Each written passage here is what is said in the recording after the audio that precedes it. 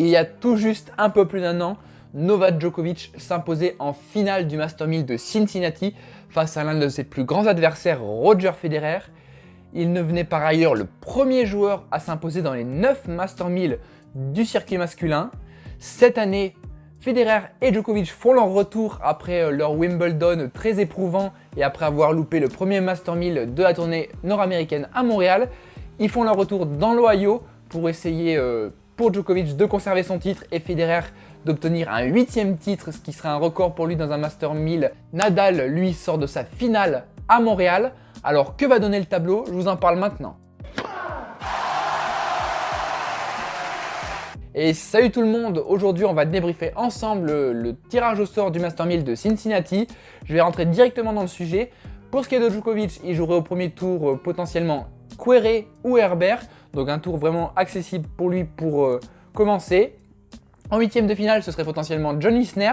Là aussi un serveur qui maîtrise assez bien, donc ça devrait passer. Karen Khachanov en quart de finale. Khachanov qui a été auteur d'un très bon tournoi à Montréal avec sa demi-finale perdue face à Medvedev. Et en demi-finale, ce serait donc Federer, parce que oui, Federer est dans la partie haute du tableau, tout comme Djokovic. Le Suisse qui jouerait lui au premier tour, Matteo Berrettini, pour une revanche de leur match en 8e de finale à Wimbledon. En 8e de finale, ce serait Basilashvili, le cogneur géorgien, ou Wawrinka, avec qui s'était joué au même stade de la compétition, dans le même tournoi il y a 1 an. En quart de finale, ce serait Medvedev ou Tsitsipas, et en demi-finale, donc ce serait Djokovic.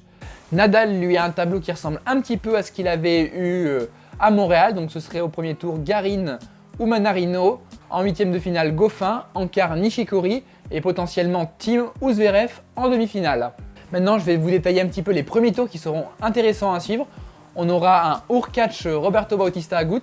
Bautista Agut qui a joué un quart de finale, toujours en étant très solide comme dans la plupart de ses tournois à Montréal. Il jouait Hurkacz, le jeune Polonais qui a fait tomber Tsitsipas la semaine dernière. On aura aussi un Fognini Shapovalov. Fognini qui a failli battre Nadal, en tout cas qui a réussi à lui prendre un set à Montréal et qui jouerait donc la pépite canadienne Shapovalov. Donc je verrai Fognini quand même passer dans ce match au vu de l'expérience.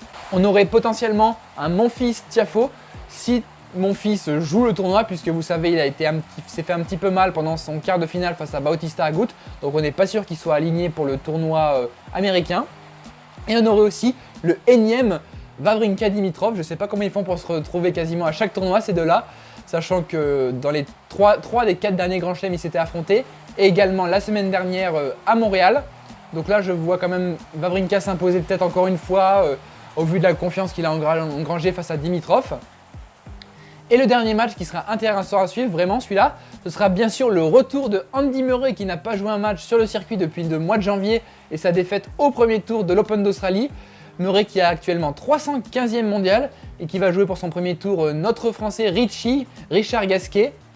Gasquet qui a fait un bon tournoi, mine de rien, à Montréal, puisqu'il a battu Per au premier tour, qui était dans une bonne dynamique, et surtout Kei Nishikori dans un match vraiment haletant de plus de 3 heures. Après, il avait bien tenu aussi la distance face à Bautista Agut, mais au vu de la fatigue, il n'avait pas réussi à tenir, même si ça a fait 3-7 au final. Gasquet qui pourtant ne mène pas dans les confrontations avec Murray, il perd 8-3. Mais là, il aurait vraiment une chance à jouer face à Murray qui va manquer vraiment de rythme et de compétition. On ne sait même pas s'il va réussir à retrouver un niveau décent un jour. Donc là, il y a une bonne chance pour le Français. Surtout qu'au tour suivant, le vainqueur de ce match jouerait Thiem. Thiem qui est aussi dans une bonne dynamique sur le ciment américain.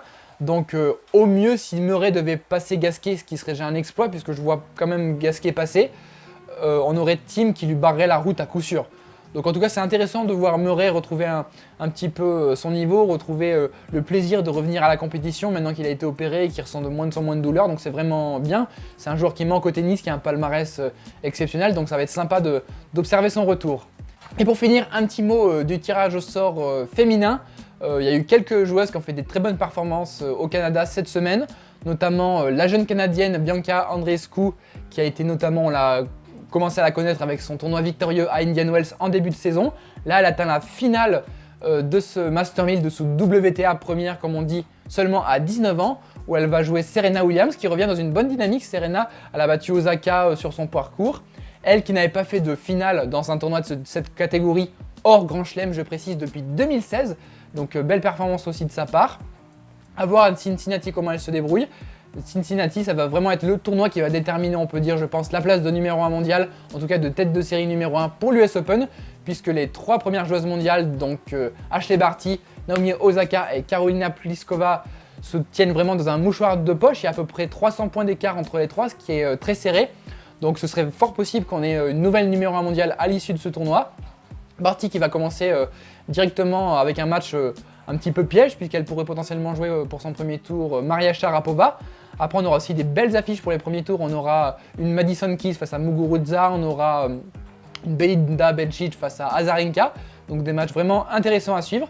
Il faudra aussi surveiller la jeune Sofia Kenin qui a fait une demi-finale au Canada et qui fait une bonne saison, mine de rien. Elle est dans le top 30 mondial, une bonne saison 2019 puisqu'elle a déjà gagné 2 tournois. Elle a fait un 8e de finale à Roland Garros et une finale à Acapulco en début d'année.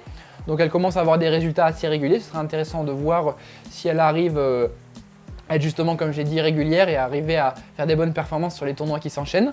Donc le tournoi féminin sera aussi intéressant à suivre. En tout cas, n'hésitez pas à me dire en commentaire votre preview justement de ces 2 tournois masculin et féminin. N'hésitez pas à laisser un petit pouce bleu si la vidéo vous a plu, à vous abonner à nos réseaux sociaux, Facebook, Instagram, Twitter.